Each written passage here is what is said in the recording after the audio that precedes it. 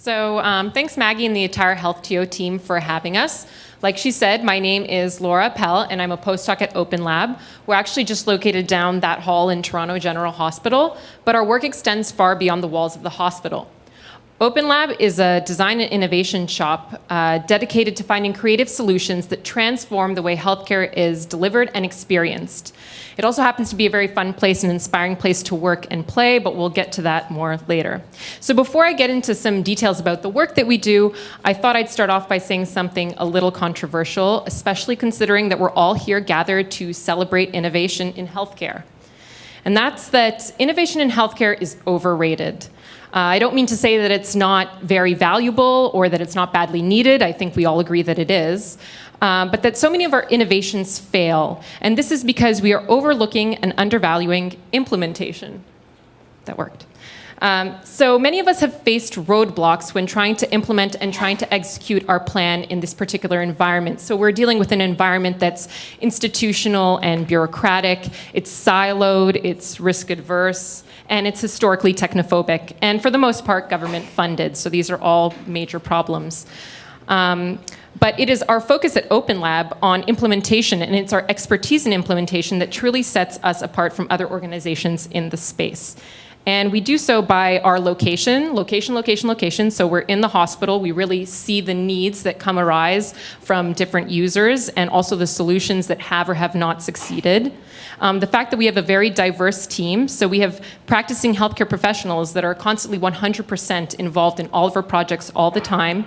We have former health ministry employees, so we do have some shout outs to the government. We have designers, we have engineers, we have researchers, and so we really have the right networks to make things happen. And when we don't have that exact champion in mind, we know how to reach out to the right person to make things a success. And really most importantly, and this is our manifesto up here, it's also on my shirt, part of it, so is our constant and deliberate focus on user-centered design.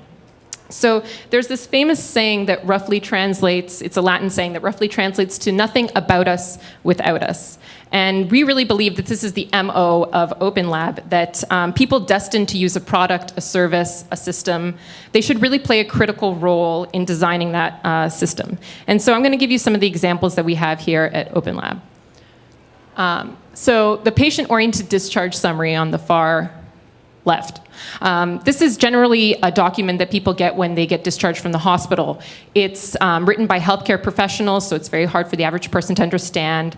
There is no consistency across different institutions. So we have worked together with a lot of non-English speakers, those with low health literacy and also mental illness to redesign this document, which is now being implemented in over 25 hospitals in Ontario. And we're also simultaneously running a randomized control trial.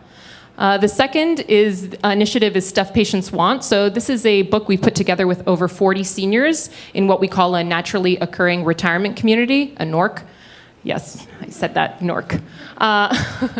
And so together with them, they've expressed both their experiences and what they're really concerned in learning about how to navigate through the hospital system. And this has been such a success. It's been covered by the Toronto Star. We're having it translated in over 10 languages, free of cost.